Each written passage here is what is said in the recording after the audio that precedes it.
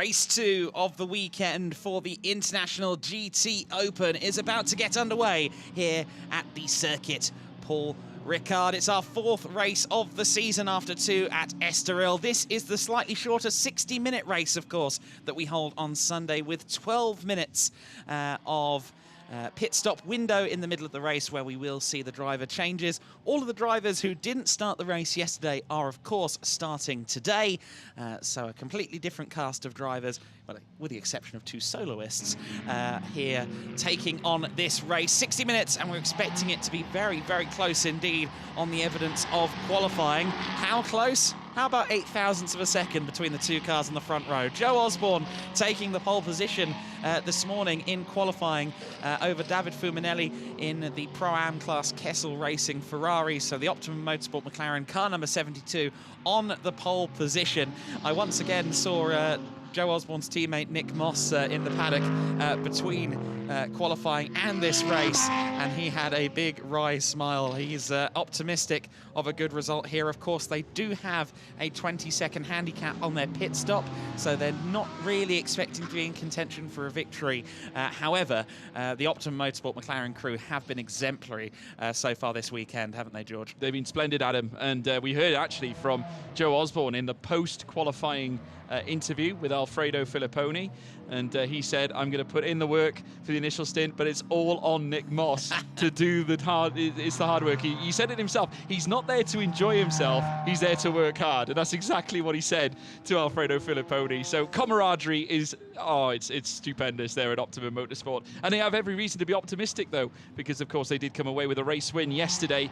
Of course, counteracting that race at Estoril where they battled against Leonardo Polcini, and it was Nick Moss who would unfortunately have to concede that P1 position to Polcini at that point in the race. Of course, Oregon would go on to win that one, but we're looking forward to seeing what they can do from the front order of the grid. Nick Moss, of course, will be watching on as Joe Osborne will take the initial stint. But of course, we've got some other contenders to look at. Of course, 8 thousandths of a second back was, of course, David Fuminelli, the man with outrageous pace. We've seen it at Estoril, of course, that first qualifying session where he lit up the timing screens towards the closing stages. He nearly did the same again, Adam.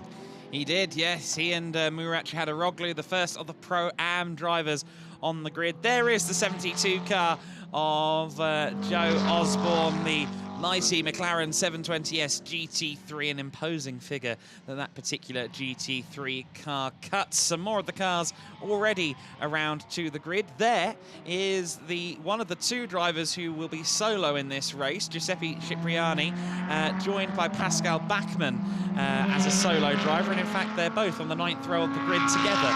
So the 2 drivers who are going to endure the full 60 minutes in this heat here at Paul Ricard are racing together. And Cipriani's car looks a little bit different than it did at Estoril. That's principally because it's a different car. The chassis that they ran last time out at Estoril, Il Barone Rampante, unfortunately it was written off in the incident for Frasinetti, and Giuseppe Cipriani is here. He's now solo and back down to the Am class, a class that he has won on 2 occasions previously. A Pro-Am car here in the hands of Janine Schaffner, pairing with Moritz Kranz, and Janine in this number 9 Get Speed Mercedes. A few positions ahead of her, Adamo Seika in the 786 Get Speed Mercedes. And I must say, across the 3 cars, of course the third being the 911, the pink Get Speed Mercedes, they really do have a nice colour palette down at Get Speed, don't they? I don't think we could miss any of the 3 cars on track. No, vastly different, all 3 of them. We actually met up with Steve Jans, didn't we, in the paddock. Of course, he's raring and ready to go, all dressed in pink, of course, and I have to say we're looking forward to seeing what they can do. Another man who we're looking forward to seeing is Max Herfer, who is, of course, driving for Aus Motorsport. We saw certainly some showing of his pace in qualifying. Of course, that placed him certainly at 5th place on the grid. 1 man ahead of him, though. How about that effort from Jamie Stanley towards the closing stages of qualifying? He was on 5th place, but at the last moment managed to capture that 4th place spot. Of course, representing the Am category. Tell you what, with performances like that, they can certainly go far this season. I reckon so, yes. There's plenty of teams really up and down the grid who are, you know, showing their hand early. I think that number 3 Aus Motorsport car obviously debuting in the GTOpen this weekend, as we've said, and Max Herfer taking the start.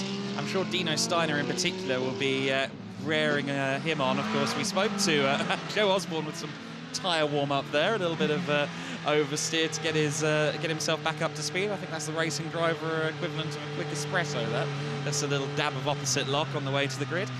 Max Hofer, though, in the 5th position, as you said, he is a bright young talent in that Audi from Aust Motorsport, and Dino, who we had quite an extensive chat with coming into this weekend, or on Saturday night, I should say.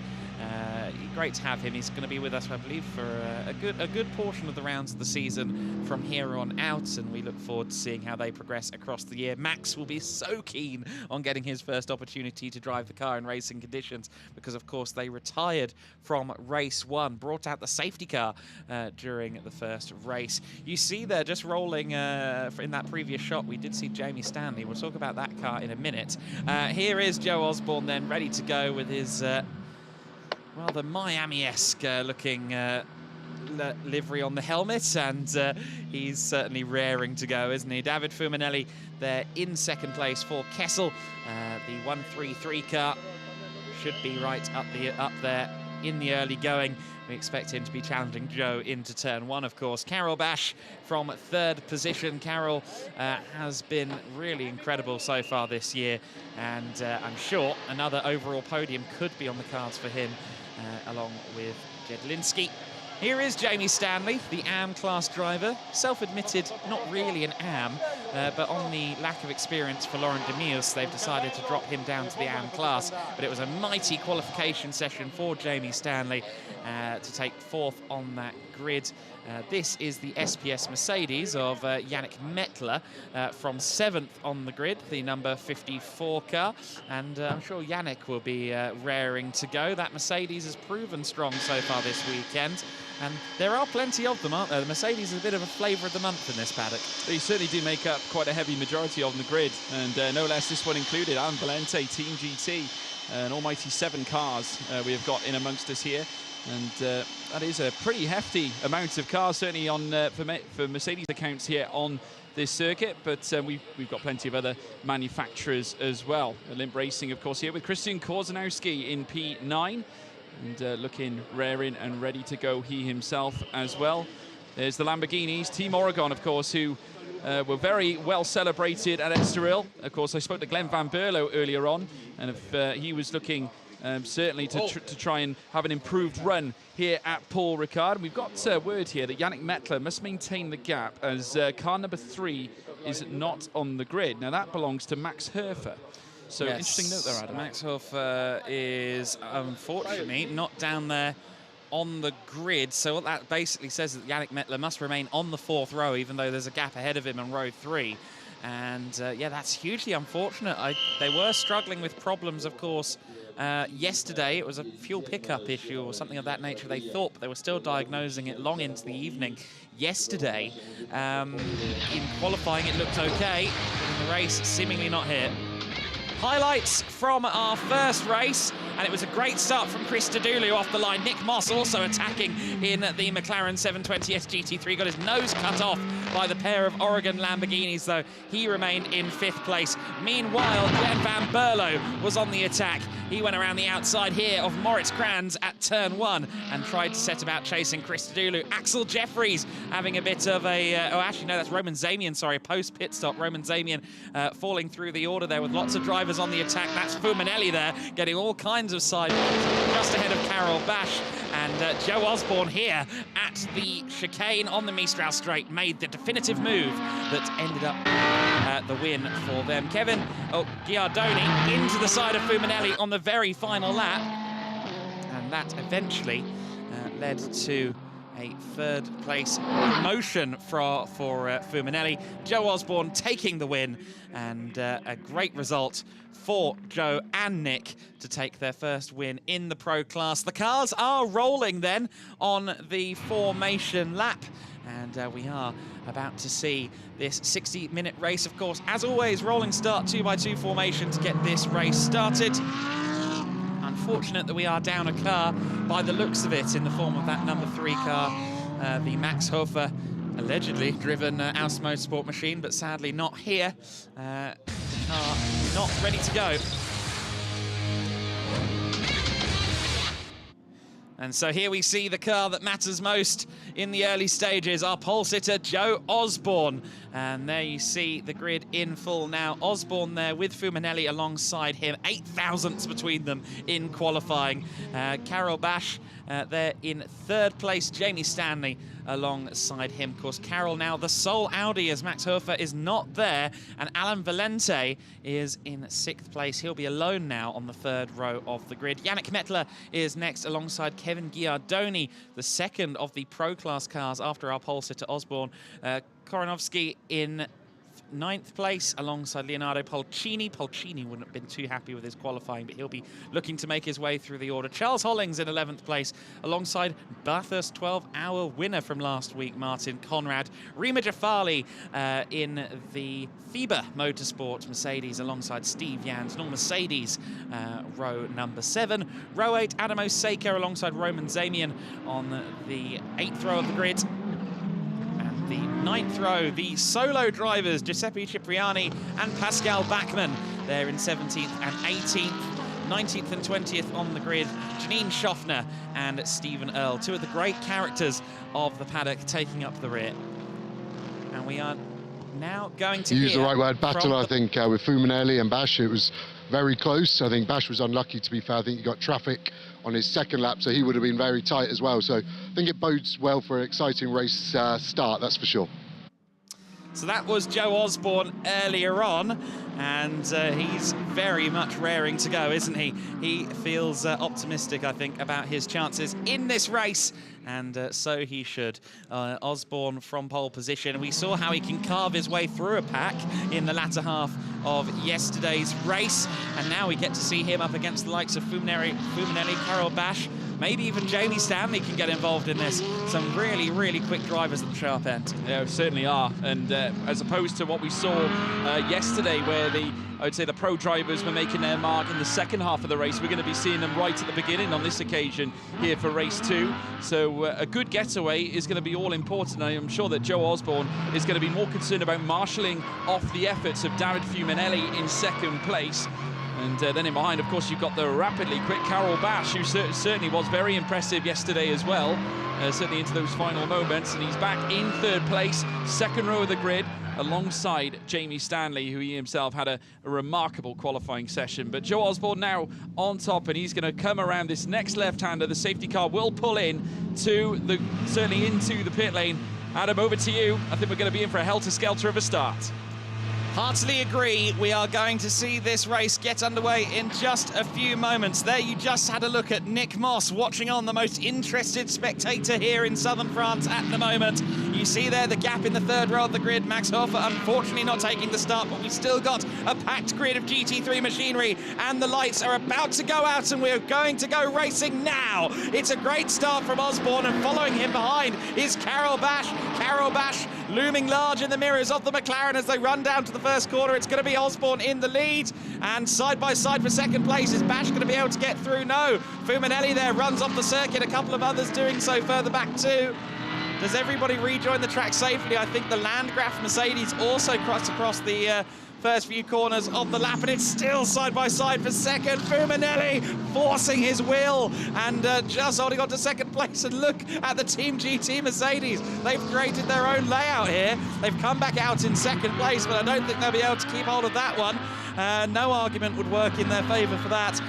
Here we see then 2nd and 3rd place back down now to Fuminelli and Bash, and we'll see if Bash can get around, but lots going on there in the first few corners, George, and look at them packed together as they run down the Mistral Straight. Yeah, I have to say the gaps are marginal, literally marginal. The threshold for danger is certainly very close, as now we're seeing him behind as well. Kevin Gilardoni getting into the fight as well. Yannick Mettler having to cut the chicane as well. It's just getting so tight, the track. Just not enough for these cars to go 3, sometimes even 4 wide in some cases. But Fuminelli is now in 2nd place. He is still marshalling off Carol Bash. In behind as well, Alan Valente, of course, who has had to give some of the positions back. I think Yannick Mettler's gone through, so has Jamie Stanley. So he has given the positions that he did gain, creating his own like you say, his own track almost, heading through in towards turn 3, turn 4 and turn 5. The two Oregon cars are battling. That is, of course, Kevin Ghilardoni and Leonardo Polcini. Here's Rima Javali, who we're currently riding on board with, and she herself just watching all this chaos unfurl in front of her. Just look at them nose to tail, but no qualms as to who's in front. Osborne clear by 2.1 seconds. He had a monster of a start, Adam. He really did, yeah. I mean, look at Joe Osborne in the lead. What's the gap going to be? 2.1 seconds. Let's see what it is at the end of this first lap. Joe Osborne in the lead, watching all of the calamities go on in the distance behind him. And let's see what the gap is. 2.25 seconds in Joe Osborne's favour. Fuminelli and Bash a little bit calmer there, but Yannick Mettler up to 4th place. Delight for him, and delight as well for Dexter Muller. Jamie Stanley there in 5th place. Alan Valente 6th. Ghiardoni in 7th. Leonardo Polcini's made up a couple of places, hasn't he? He's up to 8th spot, and that is the battle for 2nd in Pro, as well as 7th overall between the Oregon Lamborghinis.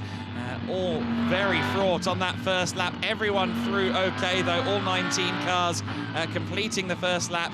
No one in the pit lane, no cars on the side of the road. It was close, but thankfully everyone's still a-okay. Let's keep an eye on that 777 Mercedes Audi then. See if Fuminelli may come under threat here from Carol Bash. We'll keep an eye on that battle for 2nd place. Ghiardoni will also be keeping his eyes firmly on the rearview mirror, because Polcini was looking very close to him as they ran down to the chicane. And sure enough, here we are. Polcini having a little bit of a look, but not able to make anything happen on that occasion. No, not at all, but still, Polcini, we know how quick he can be. Locked in behind the fellow.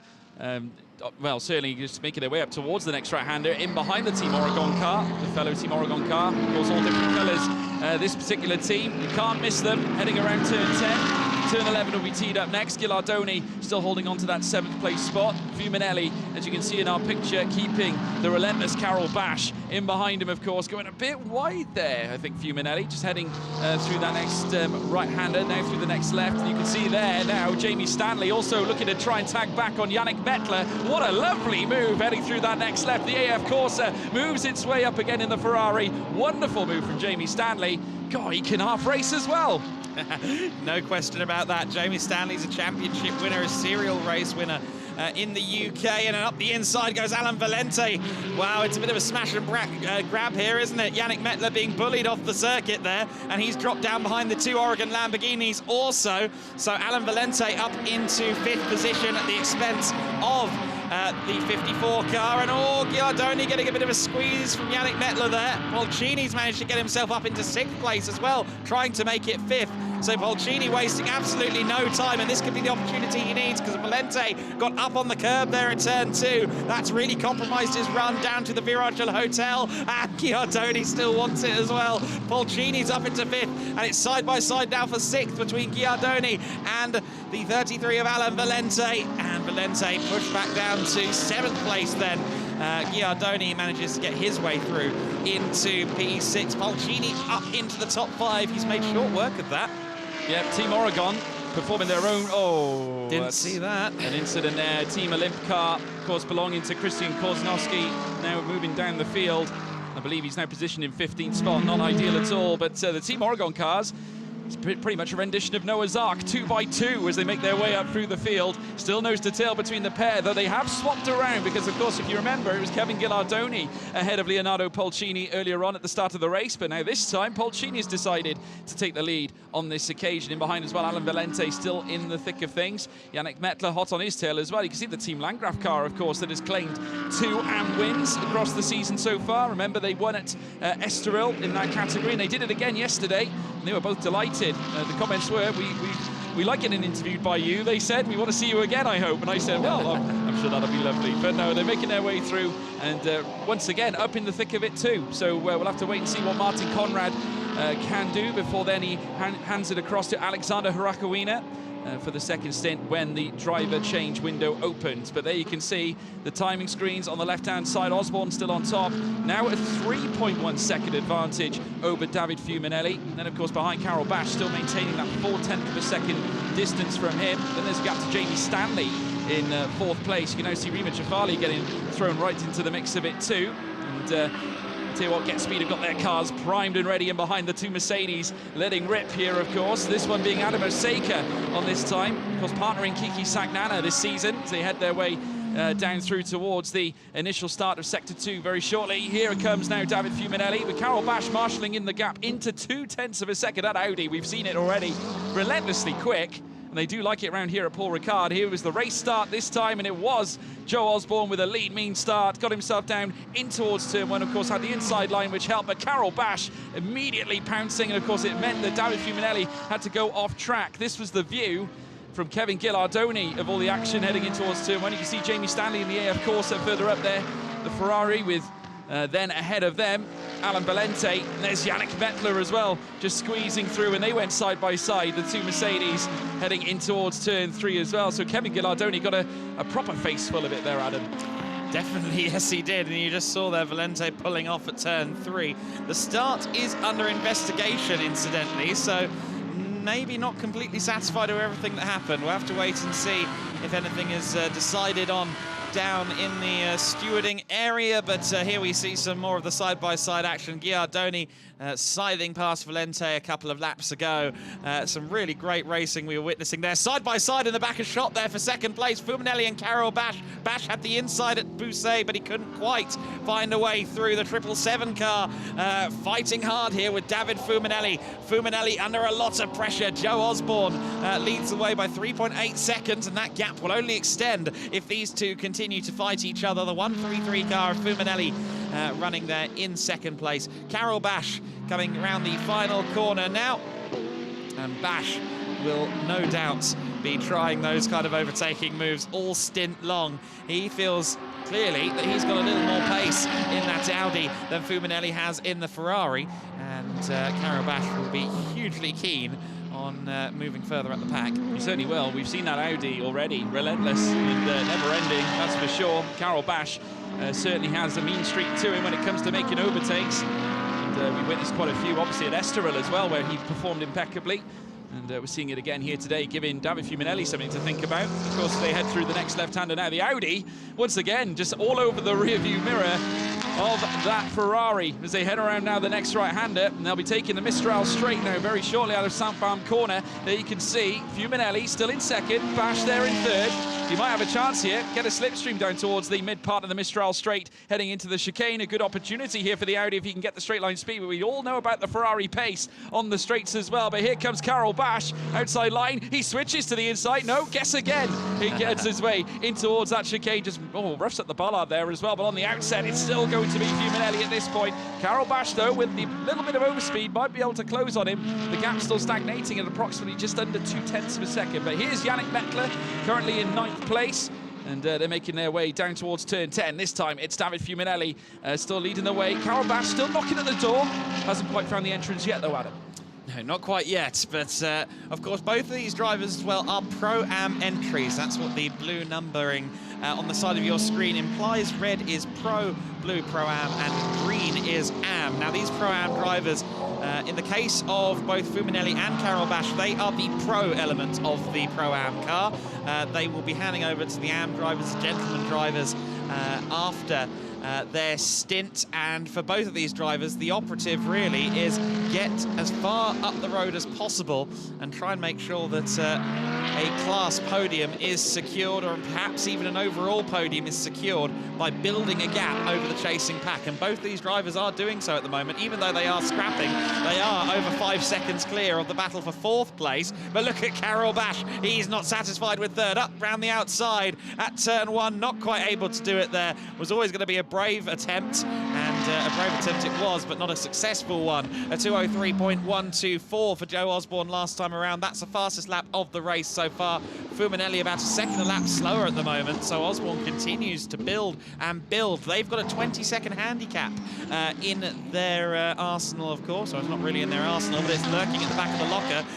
Let's see what's going on here. Adam Osaka going wheel-to-wheel with Korzynowski.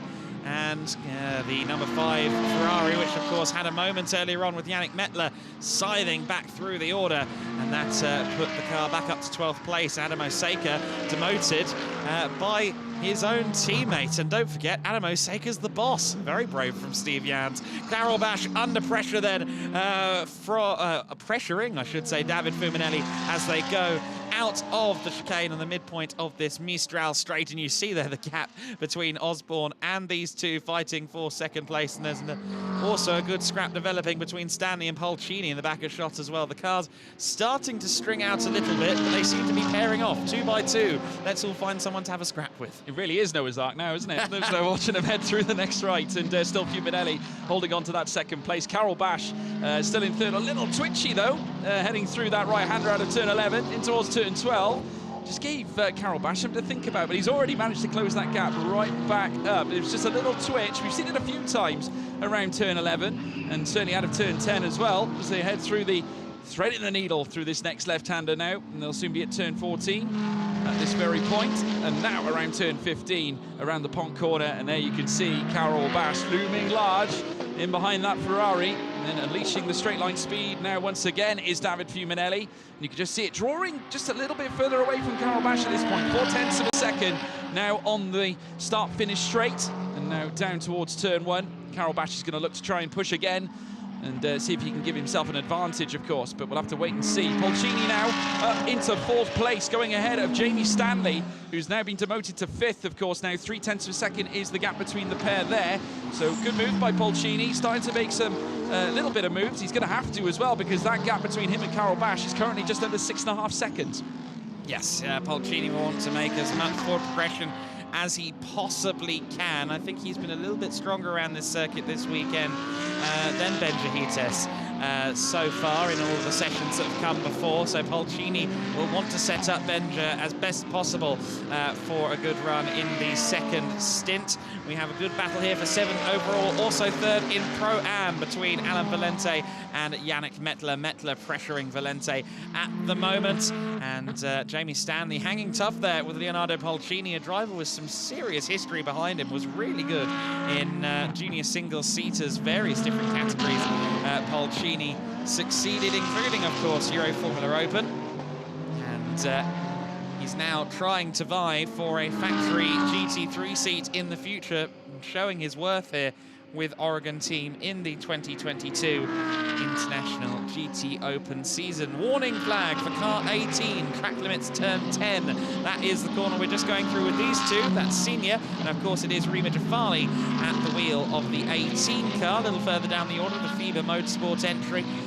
Turn 10 has been a black spot for track limits so far this weekend, and the drivers do have to be careful. We saw a couple of drivers get final warnings in the last race as well yesterday, and that can often then be followed up by a penalty, and no one wants to see that. Giardoni looks like he's being rather caught up as well by Valente and Mettler. This could soon be a 3-car scrap for 6th overall. It could be, and going back to what you were saying about turn 10, obviously a lot of the drivers choosing to lift half off the throttle to try and make that corner. Here's Jamie Stanley being closely matched. This is the move that Polcini... Oh, well, how about that for a switchback? Oh, Polcini, beautiful. Moves up into 4th place with that move. Majestic, I would say, Adam. I think Jamie Stanley, a connoisseur of racing in his own right, I think he would have probably just nodded and gone, golf clap. Well done. Yeah, good job. Fuminelli then does with a little bit of an advantage at the moment over Carol Bash. Meanwhile, further back, Rima Jafali under pressure from Christian Korzynowski at the moment. Korzynowski in the Olymp Ferrari. The Olymp team running a number 5 Ferrari and a number 777 Audi. Now, both cars were originally meant to be Ferraris, but they switched over to the Audi for the 777 just a couple of days before the race at Estoril last time. You saw there Korzynowski showing a nose to Rima Jafali.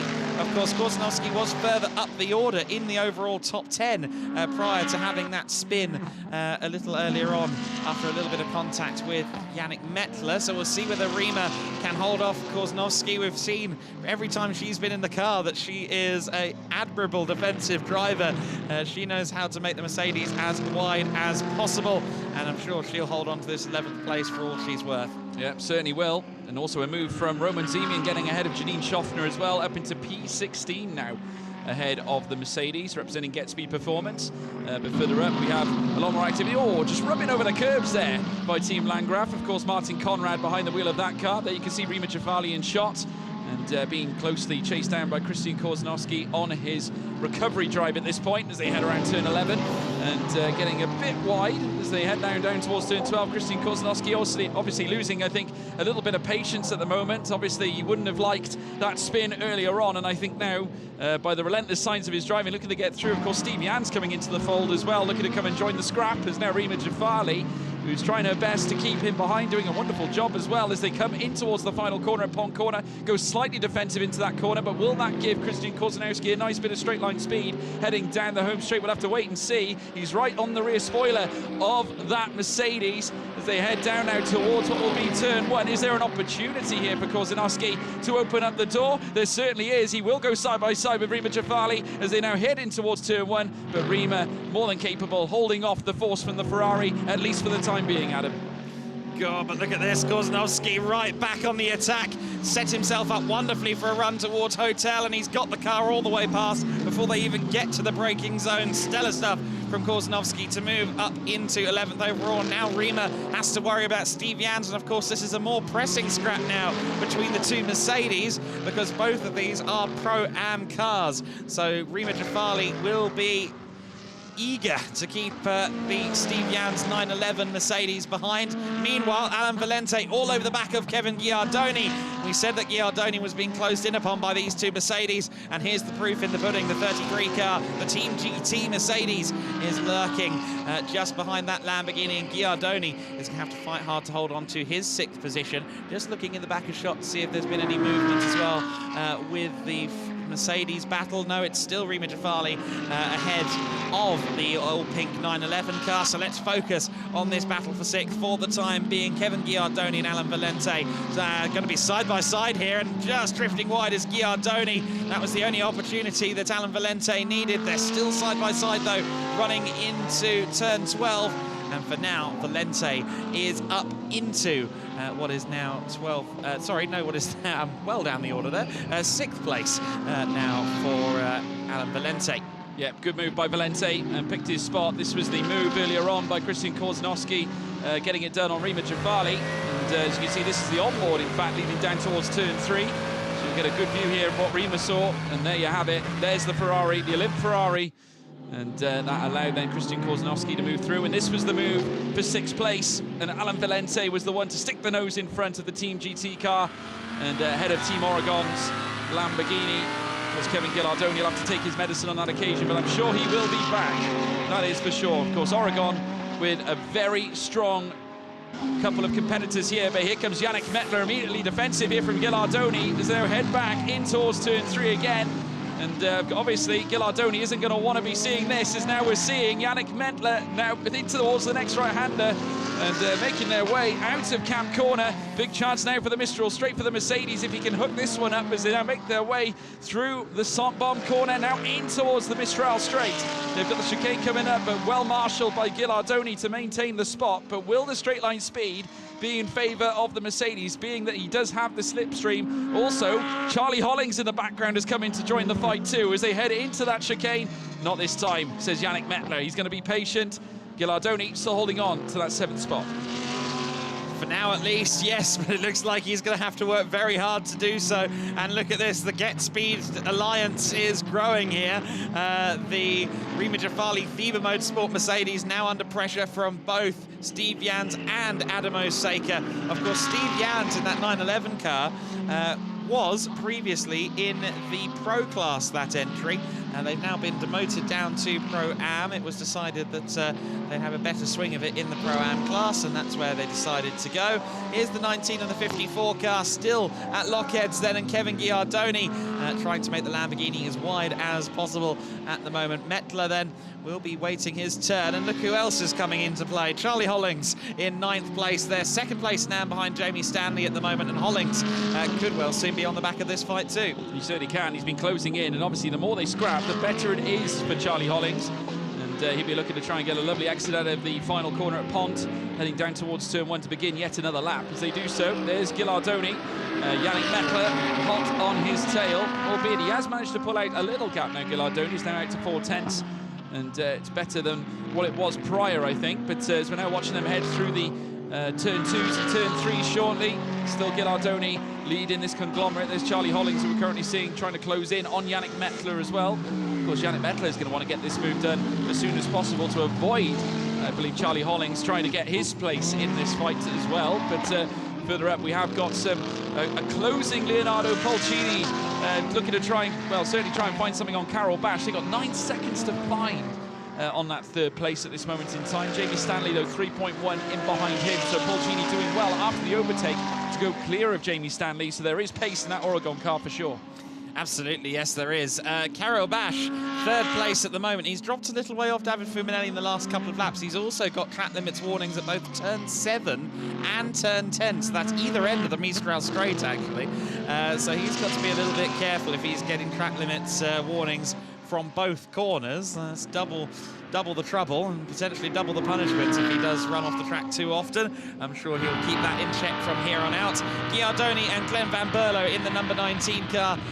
Of course, Giardoni at the wheel at the moment, under pressure still for 7th place. You hear there the lift that George was referring to earlier. It's not really possible to take this corner flat, the senior bend, in a GT3 car, but some drivers do rather try their luck a bit too much, and that's often where the track limits warnings come from. Yannick Mettler still there, right behind the Kevin Giardoni number 19 Lamborghini Huracan GT3 car.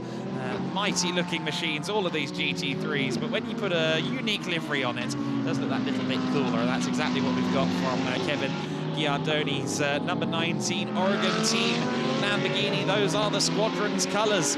That's the colour that they wear on all of the cars they've raced over the years in Lamborghini Trofeo and Renault single mate competition. Such a potent team. Amazing that they've never entered GT3 cars in a series before, but this is their GT3 debut this year in the International GTOpen, and fabulous to have such a stellar, decorated team in amongst the ranks. Same can be said, of course, for Kessel Racing there. We just saw Charlie Hollings in the 77 car, and Hollings one of 4 Kessel Racing Ferraris that he is at the wheel of at the moment. A nice, strong entry of Ferraris from the Kessel team. Hollings, of course, trying his best here to build a nice gap for Omar Jackson in his stint later on, the Jet X backed number 77 car.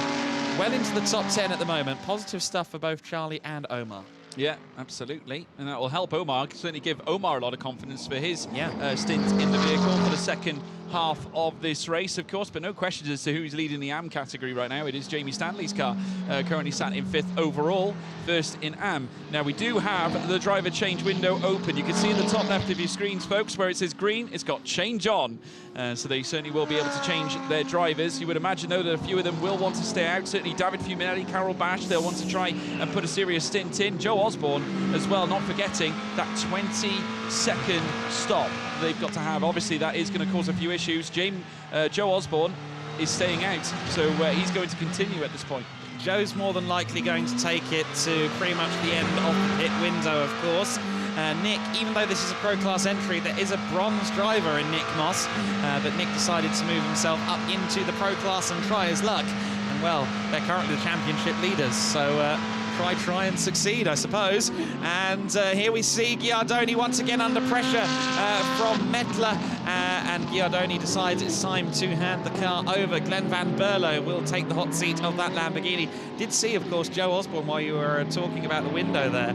Joe Osborne did run quite wide there out of turn 12, so clearly still pushing in the number 72 McLaren. Here is the Giardoni Van Berlo car, 70 seconds of pit stop for this team, so a relatively short stop, and then a bit of a longer stop, I believe it's going to be for the 18 car. Yes, 80 seconds of handicap for Chris Thulu and Jafali. 10 seconds less than they had to deal with yesterday in terms of handicap, because, of course, they finished a little way down the Pro-Am order yesterday. And in comes Roman Zamian as well. Axel Jeffries will take the wheel of this 73 car. Spoke to Axel yesterday. mixed fortunes yesterday. Car was disqualified because of a technical discrepancy from qualifying. A mixed race as well. Both drivers had a spin at one point, but still finished relatively strongly. And Axel Jeffries, I'm sure, will be one of many pro drivers carving through the order in the Pro-Am cars in the second half of this race. Another one we just saw getting in was Moritz Kranz as well. Always fun to see this dynamic as the driver changes happen. Some of the quick drivers in second, some of them in first. It means they all kind of converse together in the second half of the race. Yeah, we're just seeing some warnings for cars number 63, Leonardo Polcini, 911, Steve Jans as well, and car number 5, Christian Korzanowski, for track limits at turn 7 and 10. So yet again, turn 10 providing a little headache, I think, for the drivers. But here again is Joe Osborne, the man leading the charge, as you so rightly say, Adam, no doubt looking to take this all the way on his first stint, and certainly in behind David Fuminelli, 6.4 seconds. So Osborne has gained 3/10 on when we last saw it. Of course, Carol Bash in behind him too. And there you can see them all together. Joe Osborne taking turn 1 right now. In comes Moritz Kranz.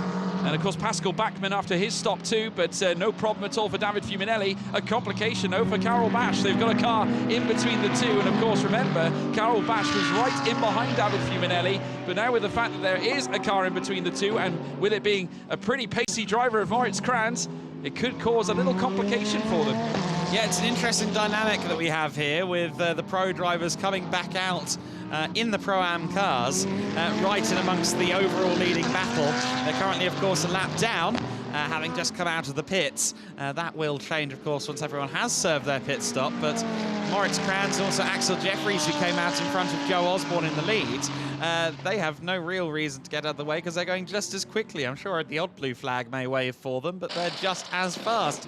And so it's often a bit of a confusing situation for all parties. Giuseppe Cipriani into the number 8 Il Barone Rampante car, and we will see him back out very shortly. He, as well as Pascal Bachmann, soloing in this race. He's decided he wants a fresh set of boots on the car just before the halfway marker. It is a briefer window, of course. We had a 70-minute race and a 14-minute driver change window in yesterday's race, 60 minutes today, thus 12 minutes of pit window. So a little bit less time for the teams to play with from strategic standpoint, and Osborne, we'll see when he comes in. And you see Axel Jeffries ahead of him. Not a bad barometer of your pace, having Axel Jeffries just ahead of you. But I'm sure Joe will be entirely more focused on his own lap time deltas than the black Ferrari in the windscreen. Well, he's definitely concerned about it because he is pushing. He has actually had a warning for track limits at turn 7 and 10, so he is pushing, is Joe Osborne, trying to obviously give himself every advantage, and for his teammate Nick Moss as well when he takes over the car very, very soon. Of course, we still have over 7 minutes left for the driver change, so he's going to have a good couple of laps to set the pace on and give Nick Moss hopefully a helping hand when he takes over the wheel as he now makes his way through turn 1 and turn 2. Very shortly, turn 3. Ahead of him is, well, certainly the very fast car of Axel Jeffries, of course, taking over for Roman Zamian. In comes now Team Oregon, none other than that of Leonardo Polcini, so he's going to be handing over to none other than Benji Hites, of course. And this driver partnership, of course, very successful at Estoril, and they're going to be looking to come back strong here for the second half of this race. Still a huge opportunity for them on the table here, Adam. Absolutely, yes. 2 wins at Estoril, as you rightly said, and not quite so successful yesterday. The safety car came out just before the pit window yesterday, and that really did change up a lot of things. We see a little overall battle position, overall battle for position is the sentence I'm trying to say. That was for 15th place between Cipriani and Axel Jeffries. Wow, proper brain reset there. Sebastian Boe getting at the wheel of the 911 Get Speed Mercedes now, so he'll take over and we'll see what Seb can do. He got the car well up the order in qualifying yesterday, so we'll see what kind of efforts he can put in. Cipriani slowing. Oh no, the number 8 Lamborghini. And you see the lights going out on that car. He's clearly trying to reset it. So it looks like the car has slowed down unexpectedly here. He's turning the lights on, turning the lights off. That's a full electric reboot, I think, going on there for Giuseppe Cipriani. And that's so unfortunate for him. The misfortunes at Estoril. First race of the weekend at Estoril. The car, unfortunately, was involved in a big accident, and they couldn't compete in the rest of the weekend. And now in race 2, Cipriani seems to have a problem. There was a bit of contact between the two of them. Axel Jeffries pushed his way by, and then the Lamborghini seemingly was a bit disturbed by that, and then he's now having to try and reset the vehicle, and it's a huge shame for Giuseppe. Hasn't had much luck this year, a double AM class winner in the International GTOpen. But unfortunately, I don't think he's going to be up at the top of the AM class today. There you go, some rather picturesque moments for the Oregon team, but it's a bit less relaxed for the two drivers. Benji Hites has just about come out ahead of Glenn Van Berlo. Van Berlo is going to want to try and dispatch his garage mate, I'm not going to say teammate, as quickly as possible.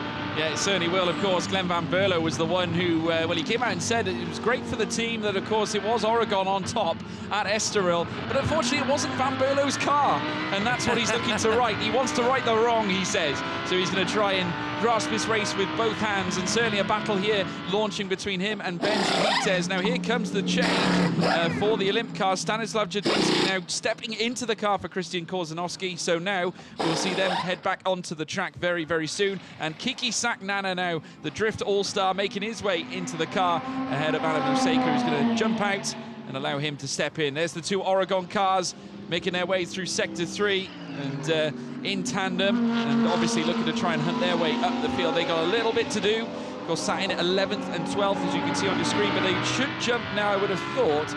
Kiki Saknana, Jamie Stanley, and of course Christian Korzanowski, who currently sat in 8th, 9th and 10th. So we'll keep our eyes peeled, folks, as to what happens now when they head down the start-finish straight. Will they, of course, enter up into those higher echelons? Or will it be the case there's a little complication in towards turn 1? We'll have to wait and see, as we can now see the view from Glenn Van Berlo's car as they go past the start-finish line. And here comes the cars now, of course, stepping in ahead of Jamie Stanley, as Laurent DeMeo saw very tight heading in towards turn 1. But no, they are ahead, a clean getaway, and they can now focus on the job in hand, Adam. Glenn Van Berlo does not want to be staring at the rear wing of this Lamborghini ahead of him any longer. He's quite happy being the leader of the two, but he's got to get there first. Van Berlo all over the back of Hites at this stage, really making use of the curbs, where Hites was a bit more conservative, let's say, not using as much curb, whereas Glenn Van Berlo doesn't seem to worry about his vertebrae in the slightest, clattering over the curbs every which way, every possibility and opportunity he has to do so. He is making the track as short as possible, and let's see if he's close enough. He's not going to be close enough into the chicane, I don't think, for a move. Laurent DeMeo, incidentally, coming back out onto the track. He was, of course, that car was, of course, the AM leader, but it's now down in 10th place. Charlie Hollings still the leader in AM. Third overall, third in the AM class is Laurent DeMeo at this stage, but of course Hollings and Martin Conrad have not pitted yet. So both Hollings and Conrad are expected into the pits very shortly. Now, this window closes in 2 minutes, so we are going to see the last of the pit stops done very, very soon indeed. Expect Joe Osborne in this time around, for example, and everyone else who is yet to pit. The entirety of the top 7 will have to duck into the pit lane this time by. Here is Giuseppe Cipriani's car. He's managed to get it back out and around into the pit lane, but unfortunately he's getting out of the car. End of the day for Giuseppe, and well, hopefully better fortunes for him next time out at Spa. Yeah, well, he had a rough time at Estoril, if you remember, and of course now they've seen yet again the grim reality here today at Paul Ricard, but now hopefully we'll see them back at Spa all fresh and revitalised. But there you can see Benji Hites and Glenn Van Berlo nose to tail down through towards turn 1. Still the gap remains at half a second between the pair there as well. There is an investigation going on between that of Axel Jeffries when that incident occurred between him and Giuseppe Cipriani that would cause Cipriani to jump out of the car. At least that's what we think anyway when he headed into the pit lane. And there you can see the graphic just at the top of your screen. The incident is being reviewed. It is under investigation. In comes now Joe Osborne, Nick Moss, primed and raring and ready to go. But don't forget, they've got an additional 20 seconds to serve. Yeah, so 90-second handicap base pit stop for this race is 70 seconds. So it's going to be a long, agonising wait for Joe Osborne. Fuminelli coming down the pit lane as well in the 133 car. A 75-second handicap for this Pro-Am entry, 5 seconds atop the 70-second base time. Carol Bash and Bedlinski with 85 seconds as well. So this is really going to jumble up a great many things as we go back to racing action in just a few moments. Mettler coming into the pit lane too. Of course, all of the top 7 expected into the pits, and that's what we're seeing at the moment.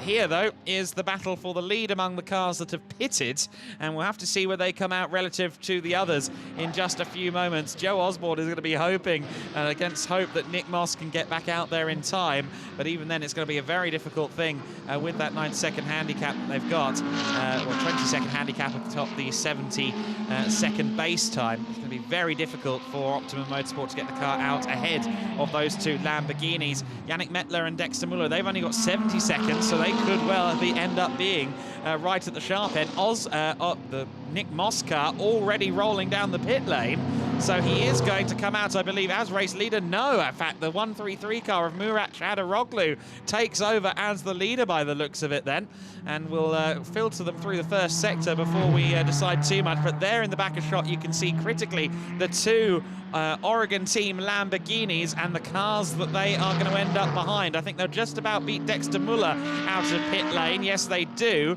but they are down, I think, as far as 5th and 6th place. Yeah, they're going to come out behind Bernhard Laber, of course, part of Team GT, and Marcin Jedlinski's ahead of him. Nick Moss now behind and chasing Murat Chadaroglu, but we know that Nick Moss is capable, of course, tackling the pro class this season, and of course they came off the back of a win, of course, in our last race, so he's firmly capable of making these moves. But I'll tell you what, it's going to put pressure on Benji Hites and, of course, Glenn Van Berlo, because they're going to have to try and marshal themselves ahead, and already Hites and Van Berlo going ahead of Bernhard Laber to move up to Ps 4 and 5. There is Murat Chadaroglu leading this race for now, and a bit sluggish there, I think, heading in towards that central chicane in between the 2 halves of the Mistral Straight. So that could provide Nick Moss with an opportunity as well to close. And in behind there you can see that of Marcin Jedlinski, the Audi that was taken over from Karel Bash as well. There you can see the gap now, just been renewed at 5.2, so a whole 1.4 seconds is the difference. There's the fight now between Moritz Kranz and Kiki Saknana. Moritz Kranz coming off on top at that point, now moves into P14, so that ends the exchange between the 2 Mercs. And here we have another little battle. This is between Omar Jackson, if I'm not mistaken. Oh, yes, very tight with Seb Bow. Don't think he would have appreciated that one, Adam.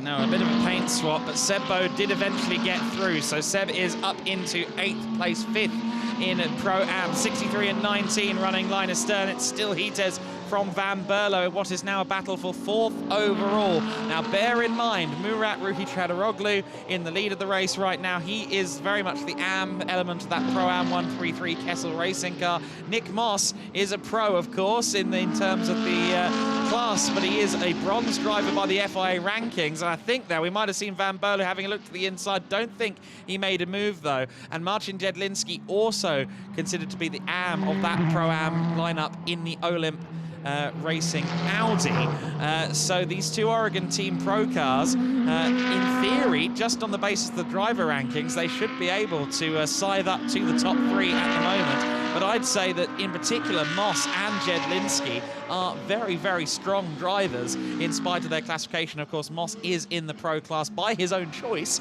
and Murat Chadaroglu has actually been looking pretty good here as well this weekend in the Ferrari. I think he had a bit of an off weekend by his own admission at Estoril, but we'll have to see if he can hold on perhaps to some of these positions high in the top 10 of this order across the 20 minutes that we have left to go. It is Chadaroglu that leads at the moment. The gap's already down to 2.4 seconds, though, so it's going down quickly, and Moss is going to want to try and make short work of Chadaroglu so that he can try his best to, if not extend, at least preserve the gap between himself and the chasing pack. Yeah, and here comes Adam Christodoulou, of course, replacing Rima Jafali for the second half of this race, getting past Omar Jackson as well, and is now taking that 9th spot. And here's the onboard view of that particular move. Christodoulou not wasting any time, jumping in the car and letting fly this time at Omar Jackson, heading in towards turn 3. Semi-chicane of sorts, managed it well and eased the car through. There is Chadaroglu with Nick Moss starting to gain now. It's within 1.6 seconds, folks, so we're getting closer and closer all the time. So is Benji Hites on Marcin Jedlinski and towing along Glenn Van Berlo as well. So Oregon getting right into the fight too. We did see some moves earlier on as well. Axel Jeffries got ahead of Laurent Demeus for that 11th spot earlier on. So good work from him. And of course we saw Dexter Muller go ahead as well, up into 6th place, moving ahead of Bernhard Laber and of course Seb Bow. and this in fact is the move going on between Bernhard Laber and Seb Bow. Of course, Seb Bow moved into that 7th place, and that was right on the Mistral chicane as well. So, yeah, some moves being executed now all across the circuit at this moment in time here, Adam. That was 4th in Pro-Am, that was, for Seb Bow, and Bernhard Laber did not want to give that away, nor will Murat Chahadaroglu the overall lead, but Nick Moss surely up the inside of Virage de la Hotel, through into the lead. Yes, he is. Nick Moss has taken the overall lead. The Optimum Motorsport McLaren back into the lead of this race. They won yesterday. They were on pole today. Joe Osborne led from the start here. And let's see now what Nick Moss can do. Nick was told by Joe in no uncertain terms, it's you that's got to do the heavy shift here, my friend. And let's see what Nick can do now that he is into the lead. Nice and easily done there. Murat didn't make that too hard either. And he still leads the Pro-Am class. Nick Moss now leads overall. He does. Nick Moss now leading the charge. And once again, we're seeing the Oregon cars nose to tail again. And Glenn Van Berlo still getting a bit wide into the chicane there from Benji Hites. And that could open the door, certainly for Glenn Van Berlo. You might fancy maybe a go heading down through towards turn 10. Obviously now the 2 Lambos now nose to tail as they now look to try and tackle this very, very fast right-hander as they now head into the Signier corner. And still Hites on top in that 4th spot, running over the curbs a little more is Van Berlo. Of course, he will be faced with a little bit of dirty air. I did speak to him, obviously, previously, and he mentioned that the dirty air is a factor heading in towards turn 10. It's why he's keen, really, I think, to get ahead of Benji Hites, just so he doesn't have to face it around that particular corner as well. Plus, it would help him in order to try and gain on the likes of Marcin Jedlinski and, of course, Murat Chahadaroglu, and then later, Nick Moss if he gets the chance. But we'll have to wait and see. But there you can see the rear end of Benji Hites' car. Oh, a little twitch. Again, heading through again, round turn 14, turn 15. He'll open up the door. Incoming Van Berlo now. Oh, bit of contact. You just saw the car shake there on the outset now of turn 15. They'll make their way down through towards turn 1. Glenn Van Berlo looks to have the job done. He does. He has now got ahead of his fellow compadre at Oregon, that being Benji Hites, who now sits in 5th place. Here's the action replay, Adam. It was nip and tuck between this pair. Yes, keen to see exactly how obvious the contact is from this angle. Oh, yeah, pretty hefty. Glenn Van Berlo, though, getting through into 4th position as a result of that. Also 2nd in the Pro class. He can now pursue Jedlinski, who was being caught up anyway by these 2. And potentially, now that Van Berlo is through, he may be able to release himself from the pressure from his Oregon team teammate. But let's wait and see. Jedlinski, the next target, the Pro-Am runner, and side by side Axel Jeffries trying to find a way around Dexter Muller. This is for 8th overall and 5th in Pro-Am, and Axel Jeffries makes it look easy. Axel will be targeting a Pro-Am win here for himself and Roman Zanian. He's got Adam Christodoulou and Seb Bode ahead of him. Those are drivers who, of course, have taken over, who are considered the more pro of the 2. And then you've got Chahadaroglu and Jedlinski well up the road, of course, courtesy of the efforts of David Fuminelli and Karel Bash, respectively. So it's going to be quite the mission for Axel Jeffries here. But you have to think that of anybody, Axel may well be up to the task, as, of course, our pole sitter from yesterday, Adam Christodoulou. Dexter Muller, though, still doing well there in that 54 car. Absolutely fabulous personality in the paddock.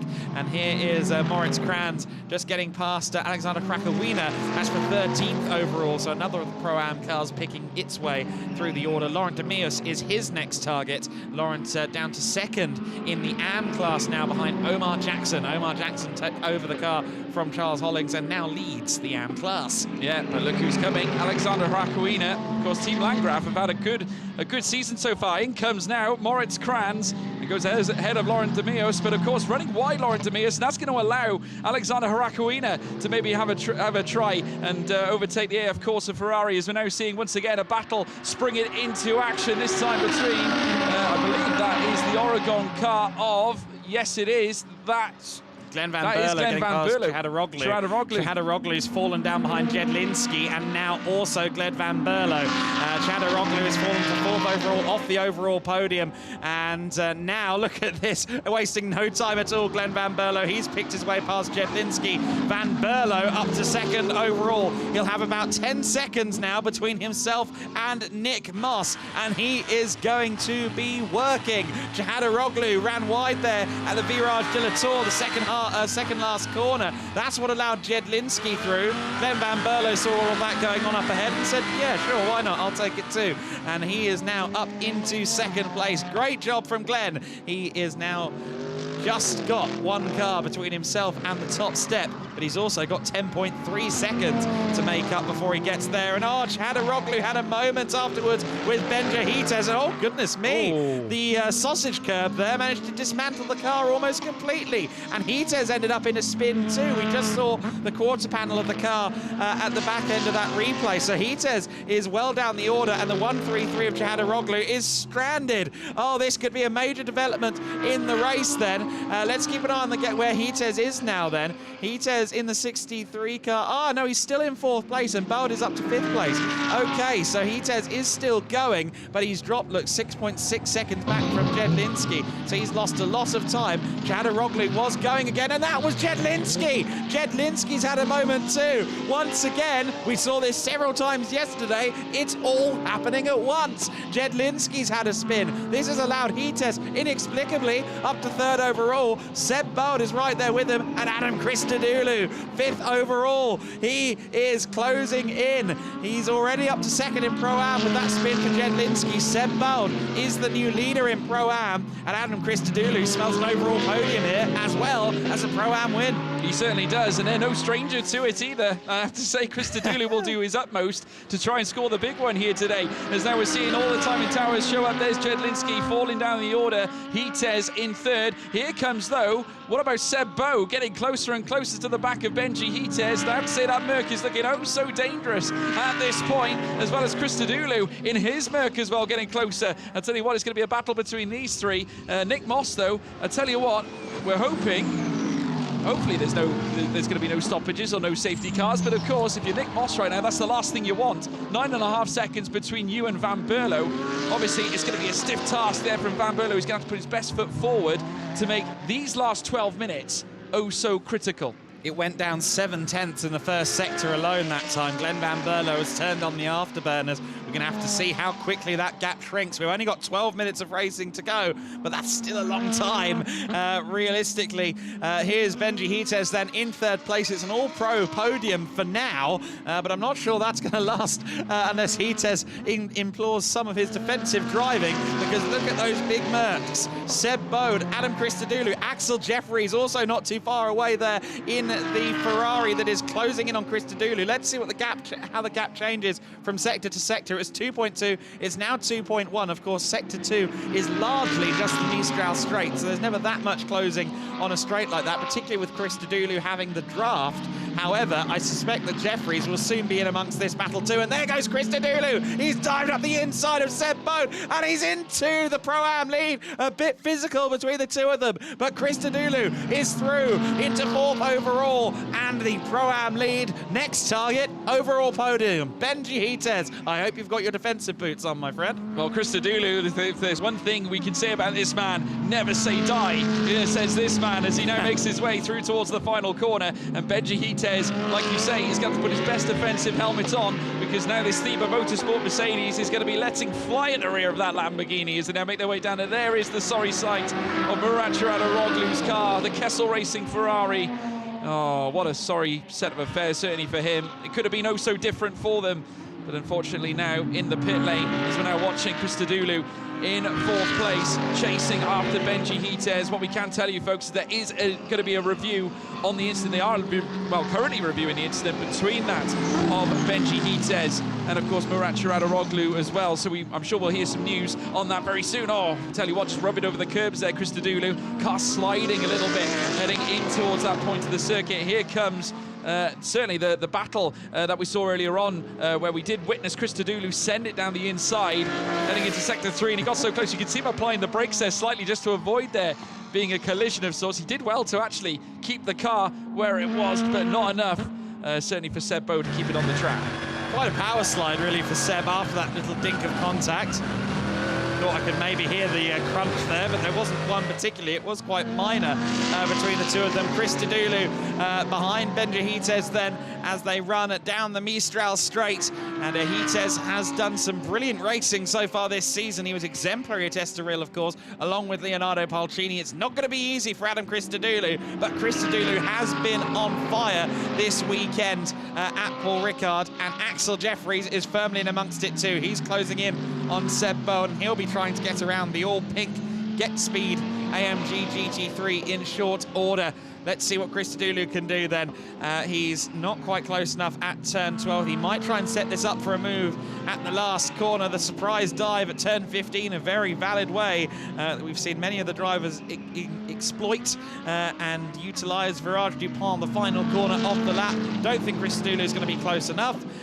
No, he is not, but I get the feeling that he's going to be making an overtake, or at least an attempt at an overtake in the next few corners. He's getting closer and closer, but saying that, actually, he did lose a couple of car lengths there out of the corner, and Seb Bow, it does ebb and flow, doesn't it? Almost from corner to corner, and Christodoulou also has to watch those rear view mirrors. Again, you try too hard to attack and you end up defending, and it's always a very difficult double-sided poison chalice for these drivers to deal with.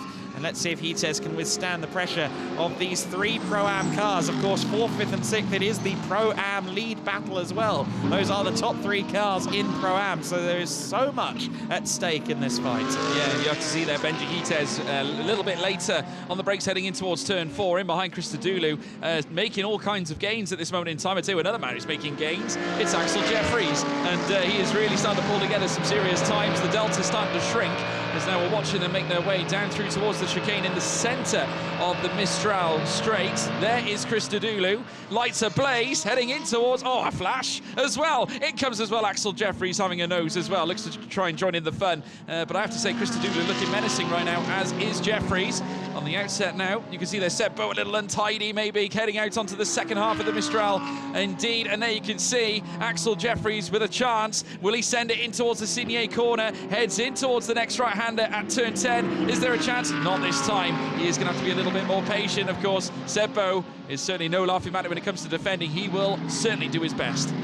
Yes, he will. Oh. Running wide there is Hites and Christodoulou. It's a favoured overtaking opportunity, isn't it, Bose? And he's done it on that occasion once again. We've seen Adam make a few moves there, and he's through into 3rd overall. He's 16 seconds back from Nick Moss. He is 9 seconds back from Glenn Van Berlo. I'd suggest that Christodoulou's ceiling in this race is 3rd overall, but this, of course, is hugely advantageous for them in the Pro-Am stakes as well, because Christodoulou now has that Lamborghini as something of a buffer. Hites can help Christodoulou out there by contending with the Pro-Am cars behind him. Yeah, he certainly can, and as you can see the timing tower update, Christodoulou now officially 3rd place. Hites in behind 4/10 is the gap. Seb Bow, once again, he's going to have to defend again against Axel Jeffries, who's getting closer and closer with every moment. I have to say, the inch by inch, that Ferrari is looking menacing as they now make their way in towards what will be turns 3 and 4. And there you can see Seb Bow now, 911. Is that who you're going to call? So they make their way in towards the next left-hander. That's Ghostbusters. Sorry, Stanislav Jedlinski, who was a lap down, getting involved there at the Virage du Camp, and I think that was Christodoulou, wasn't it, that tagged him. Big moment there for Jedlinski, and well, it's unfortunate for the Olymp cars. Both of them have had moments in this second stint of the race. Car number 63, 5-second time penalty to be added to the race time. 63 is, of course, Benjahites, and here comes Axel Jeffries with a look to the inside. The 911 car having to go defensive. Axel Jeffries, he spun yesterday. He doesn't want to do too much Larry driving at the midpoint of the corner. Jeffries trying his very best here. Going defensive is Sebastian Bold into the senior bend, turn 10. Jeffries looking to the outside. What a move! If he could keep that on the track. Oh, he just about managed to keep the car under control side by side, and Jeffries decides to back out of it there. But that was very, very brave indeed from the Zimbabwean driver, Axel Jeffries. Wow. wow, wow. Of course, he's trying to get himself up the Pro-Am podium here. He won second in class, dives up to the inside of Sven Bow again. And Sebastian, to your point, no laughing matter when it comes to the defending. That's what you said a few minutes ago, and well, he's proving you correct there. He is indeed. He's pulling off an absolutely gargantuan effort, but I've got to say, great display of sportsmanship from Axel Jeffries, giving the position back and certainly pulling off a wonderful effort as we're now watching this battle resume. Of course, Christodoulou currently sitting in a great position here, third place, currently leading the Pro-Am charts as well. So Rima Javali will be looking on, hoping that Christodoulou can bring this home as well. Further back, the battle for the Am lead, Alexander Rakowina has unseated Omar Jackson. So Team Landgraf on for yet another Am win. Goodness me, Martin Conrad's trophy cabinet's going to be overflowing. The month of May has been incredible for Martin in particular and the entirety of Team Landgraf. So then, we continue to watch this battle between Axel Jeffries and Sebastian Bow. And that number 911 car, the Get Speed Performance entry, going to be hard to best for Axel Jeffries. Two hardened racers here. Move further back. This is Moritz Kranz getting around Dexter Muller. Dexter down to, what would that be? That would be 9th place now that he is. He's fallen down, and yes, there's Christodoulou and Jedlinski's moment. Oh dear, that was really unfortunate for Stanislav Jedlinski. Unfortunately, Adam Christodoulou tagging him into a spin there. The point I was going to make is that Dexter Muller has fallen down behind Jedlinski as well now. So Moritz Kranz and Marcin Jedlinski have got ahead of Dexter Muller, who's now 6th in Pro-Am, I believe. Here we see, though, this Pro-Am second place battle still at the absolute closeness. And look at Axel again. He loves going around the outside of turn 10. And this time he's done it. Axel Jeffries, take a bow. What a move that was. He runs it a bit wide, though, at Bussay. Sebastian Bow tries to dive up the inside on the second apex of Bussay. Couldn't quite do it. Axel Jeffries with one of the bravest moves we've seen all weekend. That corner is not particularly flat out in a GT3 car. And wow, wow, wow. Axel Jeffries, what an amazing performance. Oh, we've got a skid somewhere. There was certainly a car spinning somewhere. We heard a lot of tyre squeal. Now, where did the tyre squeal come from? We haven't seen it on screen, but Axel Jeffries, here we see the moment again, carried so much speed. Supreme confidence for Axel Jeffries. The Pro-Am class second place now is Axel Jeffries. Car 18 and 911, the incident involving the two of them under investigation. Now, the 18 and the 911 is Christodoulou and Sebastian Bow. So that's interesting.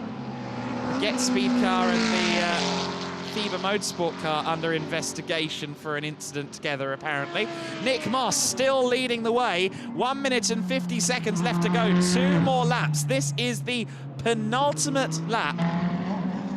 All handicaps in this race, by the way, have been okay, so there are no penalties to come for anybody courtesy of the pit stop, so everyone's been good on that front. The stopwatches have been utilised in the correct manner. Nick Moss, meanwhile, with 90 seconds of racing left to go, 1.5 laps of Paul Ricard between himself and the checkered flag, is about to do a sensational job. Nick Moss has kept Glenn Van Berlo at bay. The gap had shrunk down to 6 seconds, I grant you that, but Moss has been right up there in amongst the top of the timing sheets, as well as being at the top of the order. Fabulous driving from Nick Moss to withstand the likes of Glenn Van Berlo. Such a bright young driver is Glenn Van Berlo. Here's Christodoulou in the 18 car, 3rd overall at the moment. He's been slowly chipping away, I believe, at the times of Glenn Van Berlo, but Christodoulou not able to move up any further than 3rd, but another overall podium, another Pro-Am win will be a huge cause for celebration among the FIBA Motorsport team. Of course, they took a win last time out at Estoril in Pro-Am. In fact, they took both wins last time out at Estoril at Pro-Am, but they got technical support from SPS as the team hadn't really finished forming yet. FIBA Motorsport, they are ready now. They're fully staffed and crewed and ready to go, and FIBA Motorsport, in their first weekend officially as a team, are about to potentially take a Pro-Am win here. Axel Jeffries trying to find his way past Benja Hites. Of course, Hites has a 5-second penalty, And just another little note here as well, 73 car must give back the position. That's Axel Jeffries. Jeffries has been told he has to give back the position. I'm guessing he was judged to have overtaken off the track there. Sebastian Bold is going to see Axel Jeffries drop back past him, I think. Jeffries, though, is rather busy trying to get around Benjahites. Hites has a 5-second penalty, of course. We know he's going to have 5 seconds applied to the end of his race, but Axel Jeffries apparently needs to give his position back. Sebastian Bold may well see that Ferrari allow him back past, although I don't get the feeling Jeffries has the message yet. I think he's far too busy in the midst of battle here. Hites runs it a little bit wide, very defensive line through the chicane there. This is the final lap of the race, of course, so it is the last chance saloon, and Jeffries is going to make it past Benjahites here, but he needs to give back his position to Sebastian Bold. So this is going to be something that's going to be, I guess, debriefed after the race. Jeffries may net a penalty of his own retroactively if he isn't seen to give back the position as requested by race control. Nick Moss then runs through the final few corners here at the circuit. Paul Ricard. Moss is going to cross the line and take the flag. 2 wins at Paul Ricard for Optimum Motorsport for the McLaren 720S GT3. Nick Moss and Joe Osborne, 2 from 2. Even the maximum handicap couldn't stop them. Wow, wow, wow. Amazing job from Nick and Joe Osborne. Great job from them both. Glenn Van Berlo taking second in Pro and second overall. Christodoulou crosses the line to finish third, and it's a Pro-Am win for Adam Christodoulou. Axel Jeffries takes 4th place overall, although that may well be something that gets discussed post-race, because Axel was told to give back his position to Seb Bold, and he didn't. So we'll have to wait and see what happens there. Sebastian Bold, of course, promoted to 5th place because Benjahites ended up with that 5-second penalty. Therefore, he has dropped down to 6th in the overall standings and 3rd in the Pro class. Moritz Kranz 4th in Pro and 7th overall for the number 9 Get Speed car, along with Janine Schaffner. Marcin Jedlinski 8th, Dexter Muller 9th. And just across the line now to take the AM win, Alexander Krakowina in the Landgraf Mercedes, the Manfilter Mamba, the number 25 car on the top step once again. Nick Moss it is that has taken the win, taken the flag, along with Joe Osborne in today's race. Amazing stuff, and penalty on the screen, as we had rather expected. A penalty post-race for the number 73, Axel Jeffries, demoted to 3rd in Pro-Am. Axel Jeffries down to 3rd in Pro-Am because of not giving back the position to Sebastian Bold. Here's the moment, though, for Nick Moss. Really, really great to see Nick taking the flag here. He took the win yesterday, although, of course, he was doing the first stint of the race. Today, he took the second stint. Therefore, he had the joy of taking the car out of the last corner and crossing the line to take the checkered flag. Really, really happy to see this for Nick in particular, who decided, despite his bronze driver rating, that he was ready. He was going to move into the pro category. And with this win, he further validates that decision and further extends his points tally as well. More on that later. Here's the results then, the top 10 that I read you through a little moment ago. Moss and Osborne at the top, Giardoni and Van Berlo second, Javali Christodoulou in 3rd, and the winners in Pro-Am. Boud and Jans inheriting second in Pro-Am, courtesy of that late penalty for Axel Jeffries. Jeffries and Zamian still on the podium though, 3rd in Pro-Am. Heats and Polcini in 6th with that penalty for Benjahites. Schaffner and Kran in 7th overall, Jedlinski and Baz, Muller and Mettler, and Krakowina and Conrad, the AM winners, rounding out our top 10. The 2nd place in AM going to Omar Jackson and Charlie Hollings, Laurent de Meus and Jamie Stanley, making it 2 Ferraris on the AM podium, 1 from Kessel, 1 from AF Corsa. Laba and Valente in 13th, Kiki Saknana and Adam Osaka finishing 14th. Pascal Bachmann in the street art Aston Martin finishes 15th. Erlen Zanotti eventually takes 16th. Jedlinski and Koronovsky, difficult race for them, as we saw. They finished 17th. Cihadaroglu unfortunately not taking the flag after that contact with Adam Christodoulou. Giuseppe Cipriani not finishing the race, nor Max Hofer, who of course didn't even take the start. But look at what this has done to the championship. 16 points in favour of Joe Osborne and Nick Moss. 38 apiece for the two Oregon team cars. And look at Joe Osborne. He is going to be delighted with this. We've got Stefan, the cameraman, tuning in there as well, getting some great shots, I'm sure. And there you go. Great to see the original McLaren emblem on that helmet as well for Nick Moss. Clearly respects the heritage of the brand he drives for here. And there is Benja Hites having a discussion. No, sorry, that's Glenn Van Berlo, of course, getting out of the car that finished second. So Glenn Van Berlo there having a bit of a chat with Kevin Giardoni, who congratulates Nick Moss in turn. Nick is going to be running at full adrenaline, I'm sure of that. I very much look forward to hearing from him. And there's Joe Osborne. Yeah, exactly, yeah, because it's nice. And there is Joe having a chat with Glenn. I think he wants a cup of tea and a lie down after that race. I'm sure he'll have been very, very tense indeed watching that going on there. My colleague George Morgan, just in the back of shot there, interviewing Adam Christodoulou, the Pro-Am class winner. Great to see him doing such a good job. And there's Nick Moss. He worked for it, as Joe Osborne foretold. He would have to work for it. And Nick Moss did indeed work hard for that one. So then, here we see the third place car overall, Rima Jafali and Adam Christodoulou. Second place, Glenn Van Berlo along with Kevin Giardoni, and of course also second in Pro as a result of that. Second place, the leader of course was Nick Moss and Joe Osborne. They win. Let's hear from Nick Moss. Joe and Nick, I think I've met you before somewhere else, on the same spot. Double victory. Yeah, I think the main thing is obviously we won today with a full penalty of 20 seconds. So we generally don't know how we've done it today, but the start was good for me and it all sort of happened behind, so it meant I could get away. Pit stop was clean even with the extra 20 seconds, and then Nick just didn't put a foot wrong, cleared the cars in front of him when he needed to and got his head down. It's just, when you're in the lead for so long, it's like a pretty nervous wait. It feels like sort of childbirth, not in the pain, just in the waiting of it. And we were pretty cruel to Nick in terms of we actually didn't tell him he was in the lead, so he didn't know he won until he went across the line. So yeah, good day. Pole and win. Joe said he was bored during just. I crossed the line thinking, and I was like, guys, come on, give me the bad news. Is it 7th or? And then they went, oh, you won. But not even like, we won! They went, you won. That's a pretty good weekend, right? Yeah. That's amazing. Thank you, GTOpen. We love you, man. Who pays the beers tonight? Yeah, I guess it's kind of on me, really.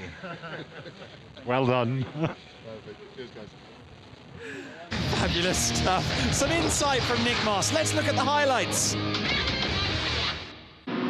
It was Joe Osborne on pole position, Carol Bash following him as he outdragged David Fuminelli into the first corner. Fuminelli and Bash were side by side for second in the early stages. Giardoni and Van Berlo's car, with Giardoni taking the start there, getting in amongst it in the mid-pack in the early stages. The Oregon Lamborghinis picking their way through the pack, and a big moment there for Korzenowski, unfortunately. The number 5 Ferrari, wouldn't be the last time we saw that car spinning during the race either. The 19 car, of Kevin Giardoni, was pushing on. Leonardo Polcini also from 10th on the grid. This was his move for 4th place, getting past Jamie Stanley there. This was Adam Christodoulou taking over from Rima Jafali, who had put in a really solid first stint of the race. Chahadaroglu took over the 133 car and the overall lead as a result, but Nick Moss soon dispatched him for the race lead. Then this was a bit of an inter-team scrap. Glenn Van Berlo getting his way past Ben Jahites to take what would eventually be second overall, and then unfortunately Hites getting into Murat Chahadaroglu. And a little bit of contact between the two cars on a second glance between them as well. Ripped the rear end off the Ferrari and spun Ben Jahites, but he recovered.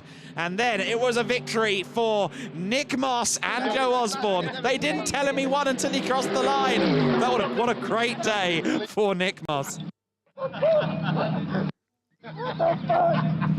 love that we didn't come over to the pit wall. That's awesome stuff, isn't it? Nick with the surprise that he had taken the win. Having a chat now with Charlie Hollings. And great to see the camaraderie among the teams and drivers here in GTOpen. A nice civil chat going on up there on the podiums. This is our overall podium. Rima Jafali and Adam Christodoulou on the third step of the podium. Of course, our Pro-Am winners for good measure. Another overall podium for FIBA Motorsport. Their first overall podium and their first Pro-Am win as a truly formed team after running with SPS support last time out at Estoril. Glenn Van Berlo second on the podium there along with Kevin Giardoni. And then Nick Moss and Joe Osborne, the stars of this weekend at Paul Ricard. I'll tell you what, it is interesting, isn't it? We had two wins for Hites and Polcini last time out at Estoril. Two wins for Nick Moss and Joe Osborne this time at Paul Ricard. I believe we will now see the trophies presented. In fact, no, the national anthem.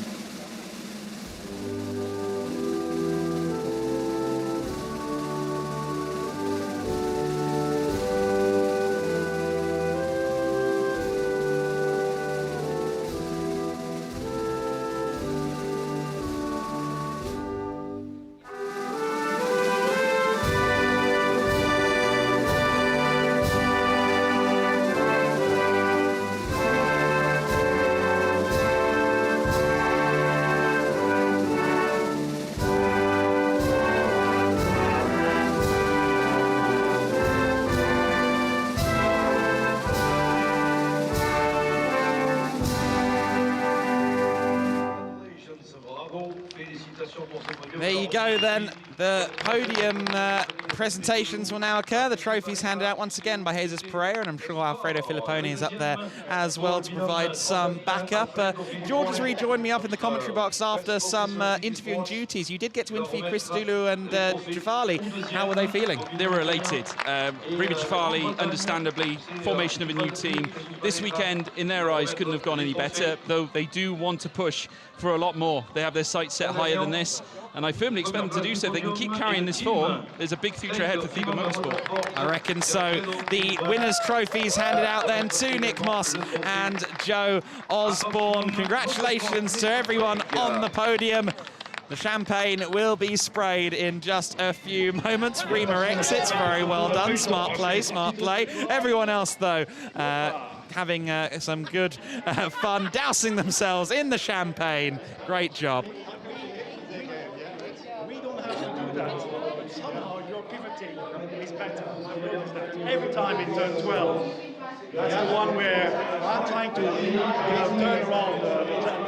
So then this is the AM class having a discussion. Because your steering wheel is great. This is Alexander Krakowina, the winner, talking to Stanley and Demias. Yeah. Martin told me, and with the Mercedes it worked better like this. Because I was like really struggling every time. That's the corner where yesterday was the same thing with the Mercedes basically. Because we are trying to do it in a way that is still turning around, and then we're trying to. Really interesting insight there from the drivers. Great to hear from them and their thoughts after that one. And